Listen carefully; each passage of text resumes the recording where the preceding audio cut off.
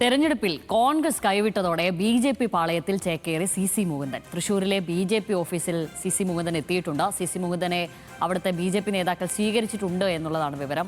Levin K വിജയനാണ് വിവരങ്ങളുമായി ചേരുന്നത്. ലെവിനെ, എന്തായാലും വലിയ പ്രതീക്ഷയിലായിരുന്നു സി.സി. മുകുന്ദൻ ഒരു കൈത്താങ് അവിടെ ലഭിക്കുമെന്നുള്ളതിൽ. അത് ഇല്ല. അതുകൊണ്ട് തന്നെ ഇനി മണ്ഡലത്തിലെ അവസാന ബസ് എന്ന നിലയ്ക്ക് ബി.ജെ.പിയിലേക്ക് പോവുക എന്ന് മാത്രമാണ്. അതിലേക്ക് ഉടൻ തന്നെ കയറിയിട്ടുമുണ്ട്. ശ്യാമിനി, ഇന്ന് രാവിലെ നമ്മൾ കാണുമ്പോഴുള്ള അദ്ദേഹം അറിയിച്ച കാര്യങ്ങൾക്ക് അത് വസ്തുതാപരമാണ് എന്നുള്ളത് വ്യക്തമാക്കിക്കൊണ്ടാണ് മിനിറ്റുകൾക്കകം തന്നെ ആ തീരുമാനമുണ്ടായിരിക്കുന്നത്. നമ്മൾ ഇന്ന് രാവിലെ 10 മണിയോടുകൂടിയാണ് സി.സി. മുകുന്ദനെ സന്ദർശിക്കുന്നത്. ഏകദേശം അരമണിക്കൂറോളം അദ്ദേഹമായി സംസാരിച്ചു. അതിന് ആ സമയം കഴിഞ്ഞ് മിനിറ്റുകൾക്കുള്ളിലാണ് തീരുമാനമെടുക്കുന്നതും ബി.ജെ.പി. പാളയത്തിലേക്ക് മുകുന്ദൻ എത്തുന്നതും സിറ്റിംഗ് എം.എൽ.എ. ആയിട്ടുള്ള മുകുന്ദനെ നാട്ടികയിൽ സ്ഥാനാർത്ഥിയാകാൻ കഴിയുന്നതും ബി.ജെ.പിയിലേക്ക് എത്തിക്കാൻ കഴിയുന്നതുമെല്ലാം രാഷ്ട്രീയ വിജയമായി തന്നെയാണ് ബി.ജെ.പി. അതുകൊണ്ട് തന്നെയാണ് കോൺഗ്രസ് പിന്തുണ നൽകാൻ തയ്യാറായിരുന്ന മുകുന്ദനെ അത് നഷ്ടമാകുമെന്നറിഞ്ഞിട്ടും അതൊരു സാഹസികമായ നീക്കമാണെന്ന് മനസ്സിലാക്കിക്കൊണ്ട് പോലും ബി.ജെ.പി. വേഗത്തിൽ തന്നെ തങ്ങളുടെ പാളയത്തിലേക്ക് എത്തിക്കുന്നത്. ഇന്ന് രാവിലെ കണ്ട് ലെവിൻ കെ വിജയനാണ് അവിടെ നിന്നും വിവരങ്ങൾ നൽകുന്നത്. എന്തായാലും കോൺഗ്രസ് കൈവിട്ടതോടെ സി.സി. മുകുന്ദൻ ബി.ജെ.പിയിലേക്ക് ചേക്കേറിയിരിക്കുകയാണ്. ഇനിയിപ്പോൾ അറിയേണ്ടത് ബി.ജെ.പി. സ്ഥാനാർത്ഥിയായിട്ടാണോ മണ്ഡലത്തിൽ വരിക, അല്ലെങ്കിൽ ബി.ജെ.പി. പിന്തുണയിൽ സ്വതന്ത്രനായി മത്സരിക്കുകയാണോ ചെയ്യുക എന്നതൊക്കെയാണ്. അതിൽ ഒരു അല്പസമയത്തിനകം തന്നെ ആ കാര്യത്തിൽ ഒരു വ്യക്തത വരുമെന്നാണ് മനസ്സിലാക്കുന്നത്. കാരണം ബി.ജെ.പി.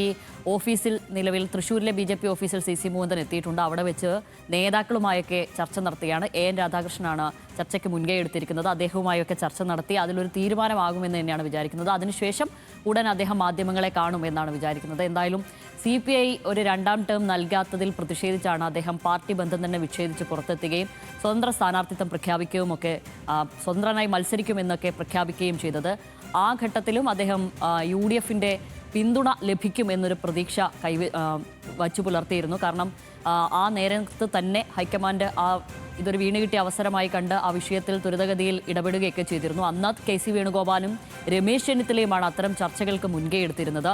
എന്നാൽ അതിന് ഭാഗമായി ഡൽഹിയിലേക്ക് അദ്ദേഹത്തെ വിളിപ്പിച്ചിരുന്നു എന്നൊക്കെയായിരുന്നു മനസ്സിലാക്കിയിരുന്നത്. പക്ഷേ ഡൽഹിയിലെത്തിയിട്ടും KC വേണുഗോപാൽ ഈ ഘട്ടത്തിൽ അദ്ദേഹത്തിന് ഒരു കൂടിക്കാഴ്ചയ്ക്ക് ഒരു സമയം പോലും അനുവദിച്ചിരുന്നില്ല എന്നുള്ളതാണ് പുറത്തു വരുന്ന വിവരങ്ങൾ.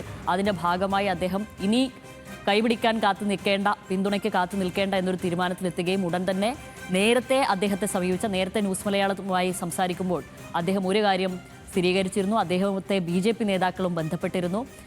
ജില്ലാ നേതാവ് K. അജിത്ത് അടക്കം വീട്ടിലെത്തി കണ്ടിരുന്നു എന്നുള്ള കാര്യങ്ങളൊക്കെ ന്യൂസ് മലയാളവുമായി അദ്ദേഹം പങ്കുവച്ചിരുന്നു. അതുകൊണ്ട് ഉടൻ തന്നെ BJP പിന്തുണ സ്വീകരിക്കുകയോ അല്ലെങ്കിൽ BJPയിൽ അംഗത്വമെടുക്കുകയോ ചെയ്ത് നാട്ടികയിൽ സ്ഥാനാർത്ഥിയായി മത്സരിക്കാൻ തന്നെ ഉറച്ചിരിക്കുകയാണ് CC മുകുന്ദൻ. എന്തായാലും കൈവിട്ടതോടെ താമരയിലേക്ക് ചേക്കേറിയിരിക്കുന്നു CC മുകുന്ദൻ എന്നുള്ളതാണ് വിവരം.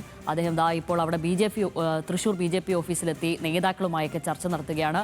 ഭാവി പരിപാടികളൊക്കെ തീരുമാനിക്കുകയാണ്. BJP സംബന്ധിച്ച് BJP നാട്ടികയിൽ തദ്ദേശ ലോക്സഭാ തെരഞ്ഞെടുപ്പുകളുടെയൊക്കെ വോട്ട് വിഹിതം നോക്കുകയും അതിൽ CC മുകുന്ദൻ്റെ ഒരു പ്രതിച്ഛായയും അദ്ദേഹം സമാഹരിച്ച വോട്ടുകളുമൊക്കെ മുൻനിർത്തി തന്നെ അതിൽ അദ്ദേഹത്തെ പാളയത്തിൽ എത്തിച്ചു കഴിഞ്ഞാൽ ഒരു നേട്ടമുണ്ടാകുമെന്ന് മുൻകൂട്ടി കണ്ടുകൊണ്ട് തന്നെയാണ് ഈ നിലയ്ക്ക് ആദ്യഘട്ടത്തിൽ തന്നെ കോൺഗ്രസിന് പിന്നാലെ തന്നെ ചർച്ചകളൊക്കെ നടത്തിയിരുന്നത്. അതുകൊണ്ട് തന്നെ കോൺഗ്രസ് അതിലൊരു തീരുമാനമെടുക്കും മുമ്പ് അത്തരം വാഗ്ദാനങ്ങൾ അദ്ദേഹത്തിന് ലഭിച്ചു കഴിഞ്ഞിരിക്കുന്നു എന്നാണ് മനസ്സിലാക്കേണ്ടത്.